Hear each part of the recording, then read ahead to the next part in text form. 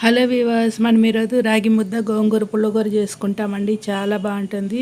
ఈ రాగి ముద్దకి గోంగూర పుల్లగూరకి కాంబినేషన్ సూపర్గా ఉంటుందండి. పుల్లగా కారంగా తింటుంటే ఇంకా అసలు ఈ రాగి సంగటి కానీ చాలా సాఫ్ట్గా ఎట్లా చేయాలనో చూస్తామా మరి. ఓకే, ముందుగా కుక్కర్ పెట్టుకున్నామండి. కుక్కర్లోకి గోంగూర వేసుకుంటాము. గోంగూరని బాగా ఇట్లా ఆకులు తీసుకొని మంచిగా ఇట్లా 2-3 సార్లు వాష్ చేసి పెట్టుకున్నామండి. ఇసుక ఉంటుంది, బాగా 2-3 సార్లు వాష్ చేసుకొని కుక్కర్లో వేసుకున్నాము. ఇప్పుడు ఎర్రగడ్డలు ఒక 2 ఎర్రగడ్డలు కట్ చేసి వేసుకున్నాను. పచ్చిమిరపకాయలు ఒక 15 పచ్చిమిరపకాయలకు వేసుకున్నాను. పులుపు ఉంటుంది కదా, 15-20 పచ్చిమిరపకాయలు కూడా వేసుకోవచ్చు. ఇప్పుడు టమాటాలు వేసుకున్నానండి, 3 టమాటాలు, పెద్ద టమాటాలు. ఇందులోకి చింతపండు వాడాం కాబట్టి గోంగూర పులుపు టమాటా పులుపు చాలా రుచిగా ఉంటుంది. పసుపు కొద్దిగా వేసుకోవాలి. కొద్దిగా ఒక హాఫ్ గ్లాస్ అంత నీళ్ళు పోసుకొని ఉడికించుకుంటామండి.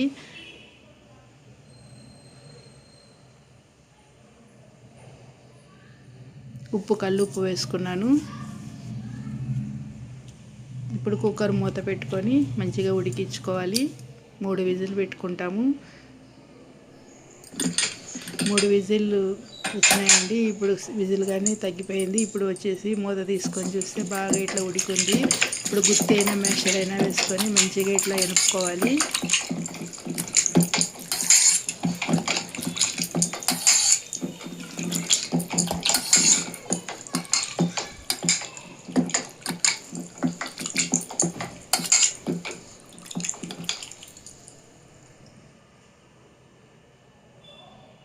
మంచిగా ఇట్లా మెదిగిందండి. మంచిగా ఇట్లా ఎనుపుకున్నాం కదా, బాగా దీంట్లో కొద్దిగా ఉప్పు తగ్గిందండి. ఉప్పు వేసుకొని మంచిగా ఇట్లా చేసుకున్నామంటే మనకి గోంగూర పుల్లగూర ఇట్లనే పెట్టుకున్నాము. ఇప్పుడు దీనికి పోపు పెట్టుకుంటాము.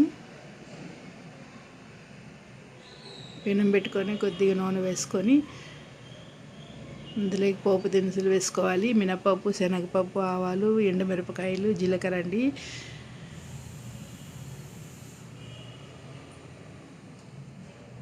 బాగా పోపు ఫ్రై అయింది.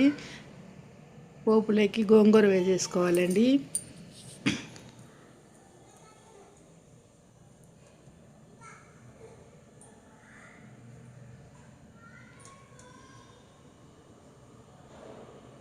ఇది ఉడకాల్సిన అవసరం ఏం లేదు. ఒక్కసారి ఊరికే ఇట్లా ఉడికితే సరిపోతుందండి, దించేసుకోవచ్చు.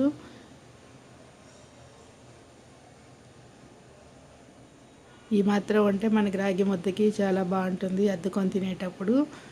ఇప్పుడు రాగి ముద్ద చేసుకుంటామండి. ఇట్లా ఒక పెనం పెట్టుకున్నాను. ఇందులోకి 2.5 గ్లాసు నీళ్ళు కావాలి. 2 గ్లాసులు పెనంలోకి పోసుకుంటాము.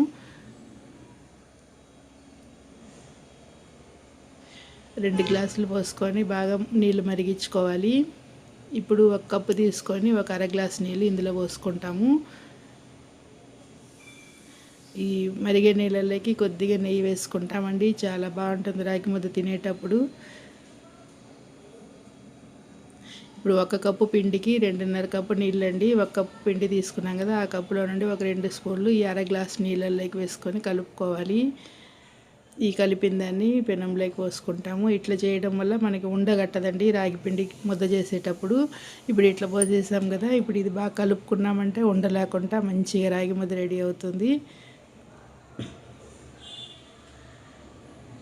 బాగా ఇట్లా ఏదైనా చిన్నగా పిండి కనపడిన ఉండలున్నా ఇట్లా చేసుకోవాలి.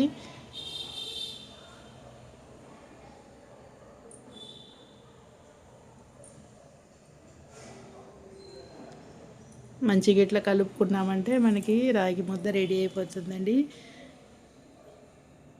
ఇందులో అన్నం వేసి కానీ చేసుకోవచ్చండి. ఇట్లనే నీళ్ళు మరిగేటప్పుడు అన్నం ఉడికించిన అన్నం ఉన్నా కానీ కొద్దిగా వేసుకొని రాగి ముద్ద చేసుకోవచ్చు.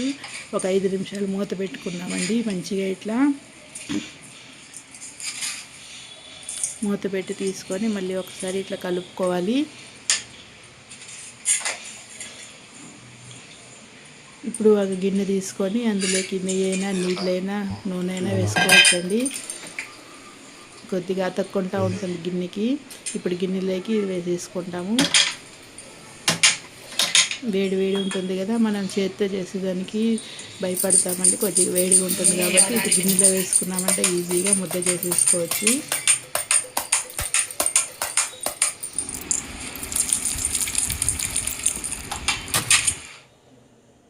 వేడివేడిగా రాగి ముద్ద రెడీ అయిపోయింది. గోంగూర పుల్లగూర రెడీ అయిందండి. ఇప్పుడు ప్లేట్లోకి తెచ్చేసుకున్నాను. దీంతో పాటు ఎర్రగడ్డ ఉండాలి కంపల్సరీ. గోంగూర పచ్చడి, గోంగూర తినేటప్పుడు ఎర్రగడ్డ తిన్నామంటే చాలా రుచిగా ఉంటుందండి. ఇప్పుడు ప్లేట్లోకి తెచ్చేసుకున్నామండి రాగి ముద్ద, గోంగూర పుల్లగూర, ఎర్రగడ్డ. ఇప్పుడు తుంచుకొని తిని ఎట్లుందో చెప్తానండి రుచి. ఈ గోంగూర రాగి ముద్దకే కాదండి, అన్నానికి తినచ్చు. మనం బిర్యానీ, పులావ్ ఇట్లా ఏదైనా చేసుకున్నప్పుడు కానీ మనం పెట్టుకొని తినచ్చండి, చాలా బాగుంటుంది. ఇంకా నోట్లో ముద్ద పెడితే అది స్వర్గమేనండి, గొంతులోకి జారిపోతుంది. రాగి ముద్ద మెత్తగా చాలా బాగుంది. ఈ గోంగూర పుల్లగూర పుల్లగా, కారం కారంగా, ఉప్పు ఉప్పుగా చాలా బాగుందండి. ఇట్లా తింటుంటే ఇంక మాట్లాడడానికి కానీ ఓపిక ఉంటుందండి. మనం ఎప్పుడెప్పుడు తింటామా అన్నట్టే ఉంటుంది వేడి వేడి రాగి ముద్దకి. మీరు ఇట్లనే చేసుకొని చూడండి, చాలా రుచిగా ఉంటుంది. ప్లీజ్ మన ఛానల్ సబ్స్క్రైబ్ చేసుకోండి, లైక్ చేయండి, మీ ఫ్రెండ్స్కి షేర్ చేయండి. నేను ఈ రాగి ముద్ద గోంగూరతో ఎంజాయ్ చేస్తానండి. మీరు ఇట్లనే చేసుకొని తినండి. Okay viewers, bye.